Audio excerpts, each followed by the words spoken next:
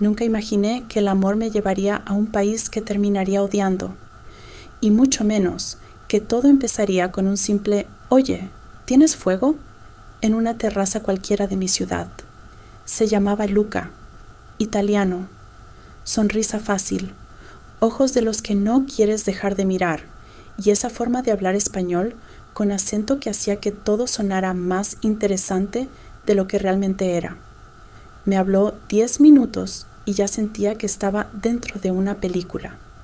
Nos vimos un par de veces más. Cafés, paseos, noches que empezaban con copas y terminaban con confesiones. Lo que más me atrapó fue lo diferente que era.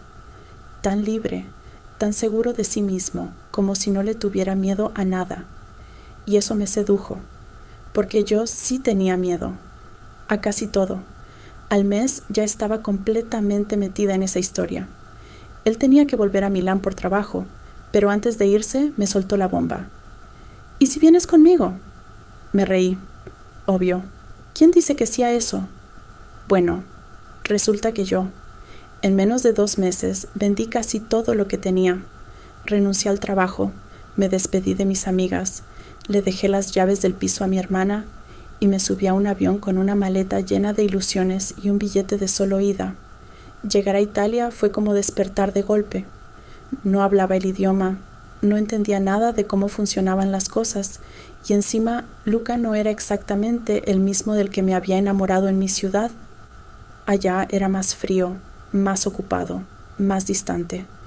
Tenía a su familia cerca, sus amigos, su mundo, y yo era simplemente la chica que lo había seguido.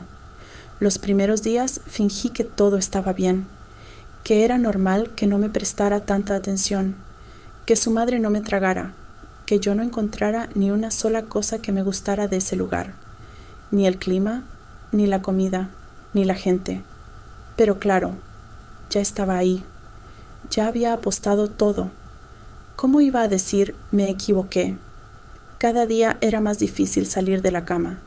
Me sentía sola, inútil, sin voz. Luca empezaba a molestarme con cosas que antes me encantaban, que si era muy sensible, que si extrañaba mucho, que si no me adaptaba. Y entonces me pregunté, ¿cómo puede doler tanto algo que se supone que es amor? Las discusiones empezaron por tonterías, que si no entendía el sistema del metro, que si no sabía pedir en el supermercado, que si me costaba hacer amigos. Pero en realidad todo era una excusa para decir lo que ninguno quería decir en voz alta, que no estábamos funcionando. Yo me sentía una carga y él empezó a tratarme como si lo fuera.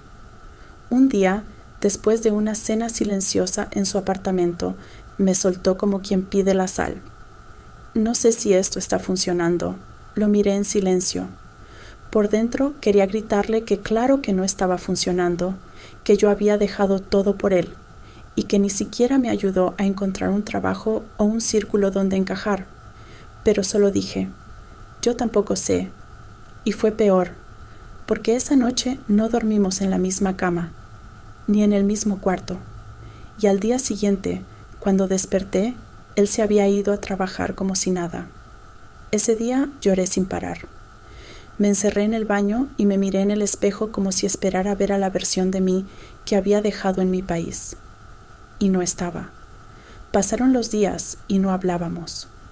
Compartíamos espacio, pero no vida. Me escribió una amiga por WhatsApp. ¿Estás bien?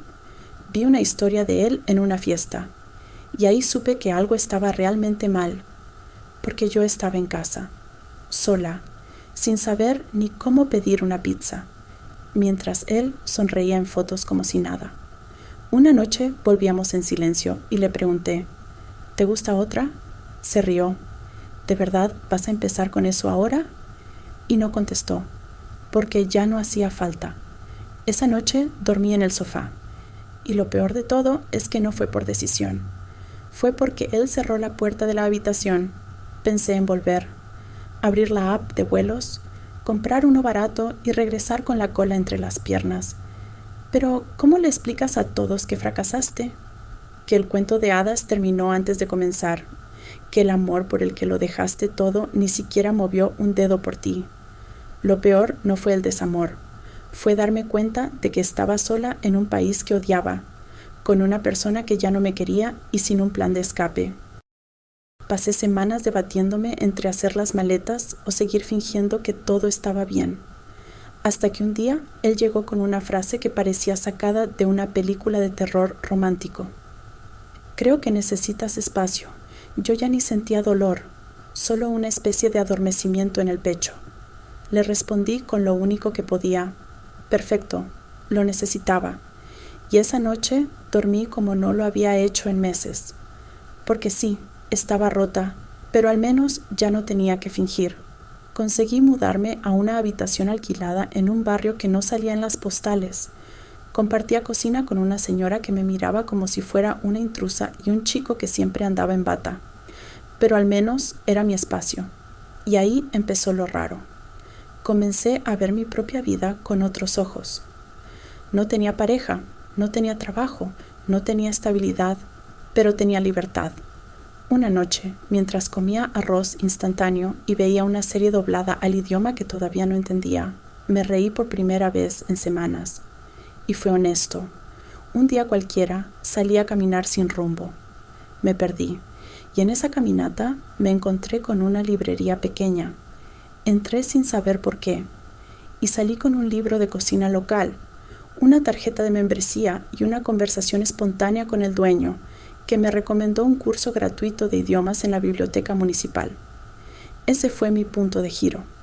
Empecé el curso. Me presenté como la chica que se vino por amor y se quedó por locura. Y todos se rieron. Pero por primera vez no fue de mí. Fue conmigo. Conocí gente que también había renunciado a cosas. Gente que también odiaba ese país, pero lo sobrevivía. Y entre historias de otros empecé a reescribir la mía.